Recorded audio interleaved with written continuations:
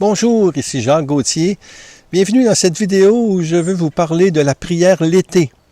Prier l'été, je trouve que c'est une belle occasion. En tout cas, c'est un temps privilégié, la période estivale, pour approfondir notre vie de prière au Seigneur, notre relation avec lui.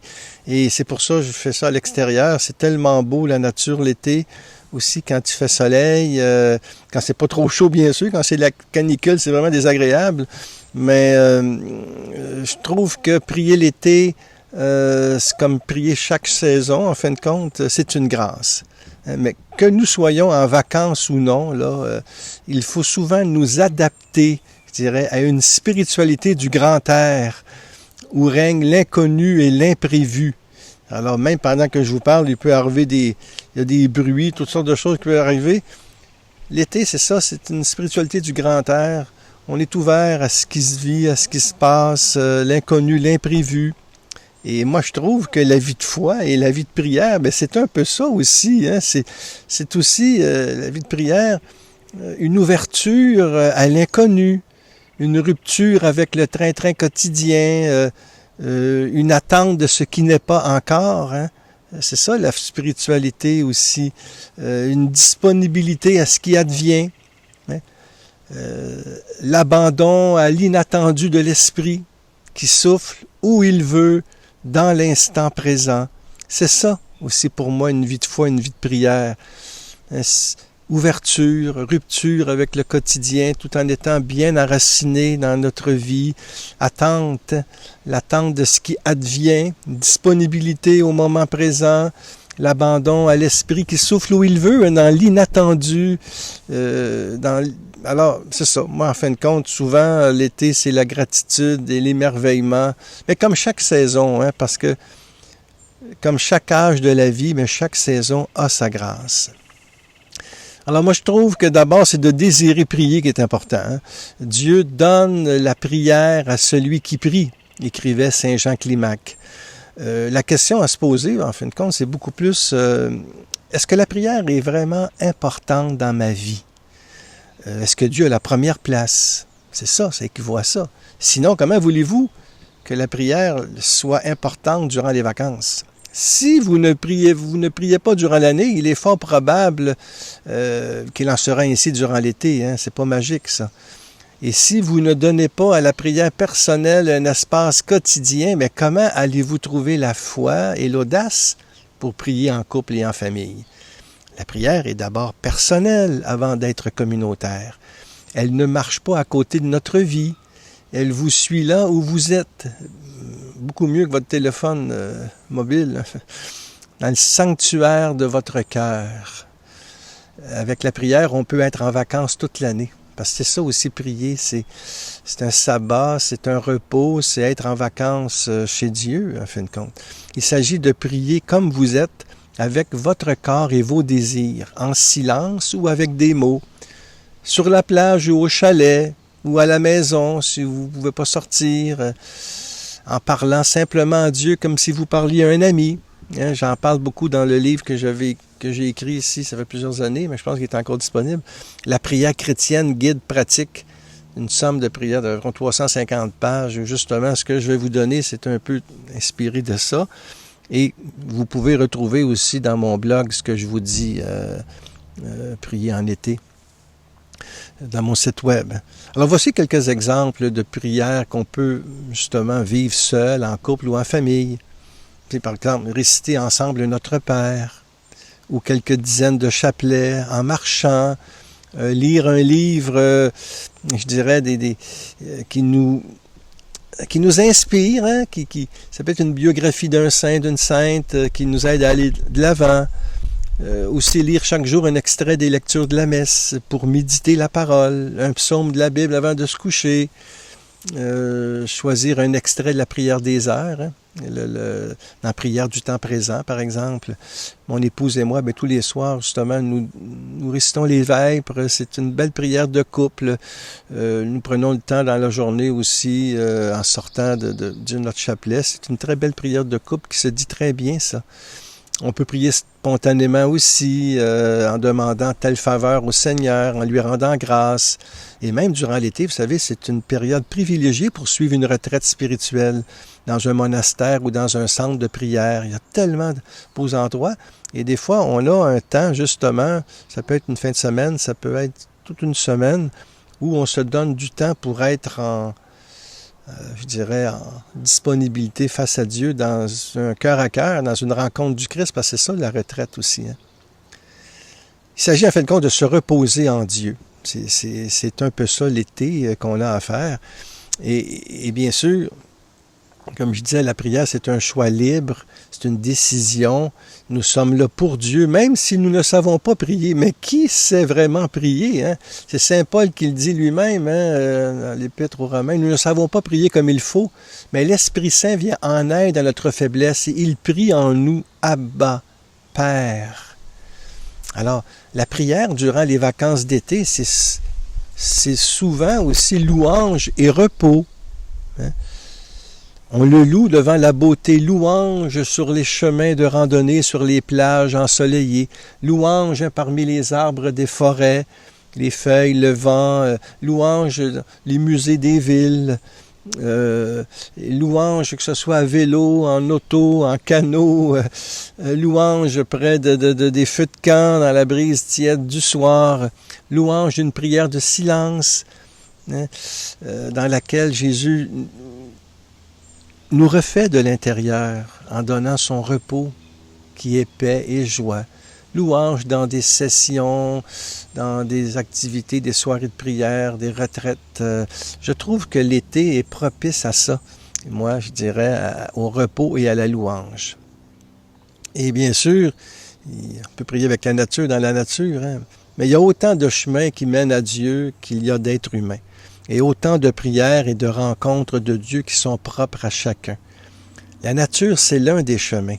Elle s'étale sur nos yeux, sous nos yeux, je dirais, comme une écriture à déchiffrer. Jean-Paul II, qui est un grand ami de la nature, hein, évoquait justement, il parlait de la nature comme le livre de la création, en commentant le psaume 18. Et il écrit, à un moment donné, le 30 janvier 2002, Jean-Paul II, « La création constitue comme une première révélation qui a un langage éloquent. Elle est comme un livre sacré dont les lettres sont représentées par la multitude des créatures présentes dans l'univers. » Le pape François va lui-même dans le même sens dans son encyclique sur l'écologie intégrale. Loué sois-tu. Alors là, vraiment, ce livre-là aussi, Loué sois-tu, c'est un bijou sur justement l'écologie intégrale que nous avons à vivre pour être en harmonie avec notre maison commune, pour la protéger aussi, mais en lien avec la Trinité. C'est très très beau ça, Laudate Etsi, Loué sois-tu. Je pense que c'est un livre justement qu'on peut lire durant les vacances aussi, durant l'été. Hein. Et au numéro 85,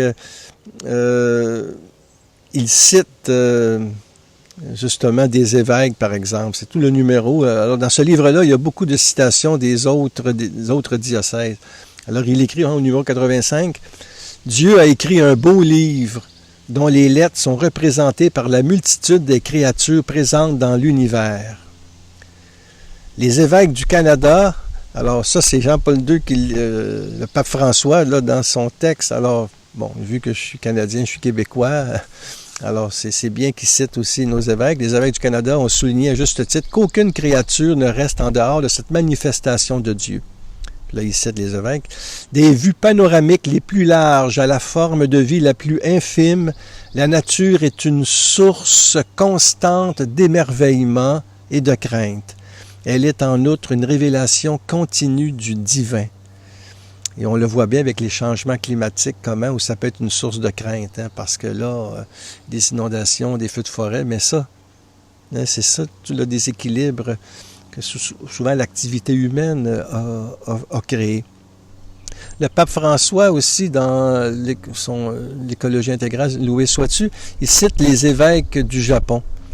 Et les évêques du Japon, c'est très beau, ce qu'ils disent, ils écrivent « Entendre chaque créature chanter l'hymne de son existence, c'est vivre joyeusement dans l'amour de Dieu et dans l'espérance. » Entendre chaque créature chanter l'hymne de son existence, c'est vivre joyeusement dans l'amour de Dieu et dans l'espérance.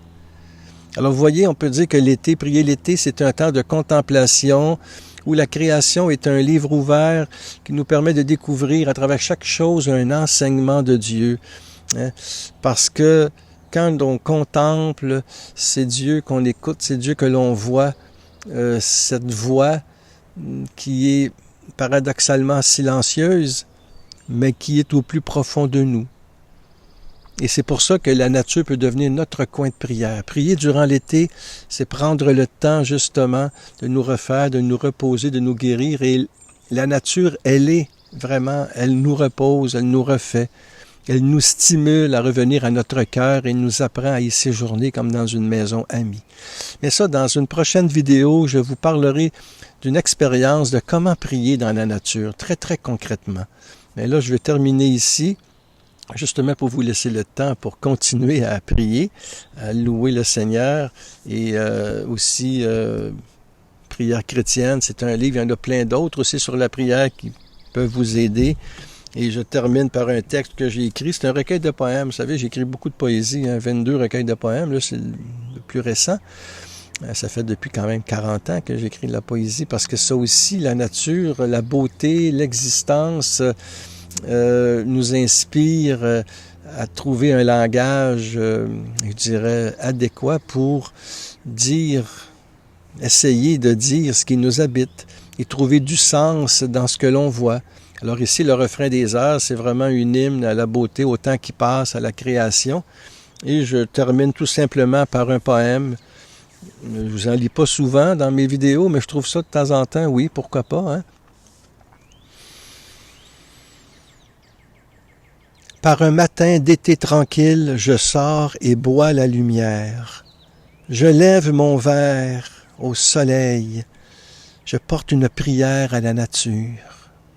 Je cours dans la vastitude, l'anneau au doigt du cœur. Je célèbre en plein midi les retrouvailles avec toi. De quel œil, à la paupière gonflée, le bleu du ciel est-il le miroir? Et de quelle laine d'Éden le tapis des champs est-il tissé? Le soleil continue sa course, et moi, allongé sur le dos, me demande sous quelle main les arbres frissonnent au soir. Je redescends au clair de lune, caresse la terre avec mes pieds, à l'affût d'étoiles filantes, pour ne plus penser à rien. Alors c'est à cette contemplation que je vous invite, mes amis.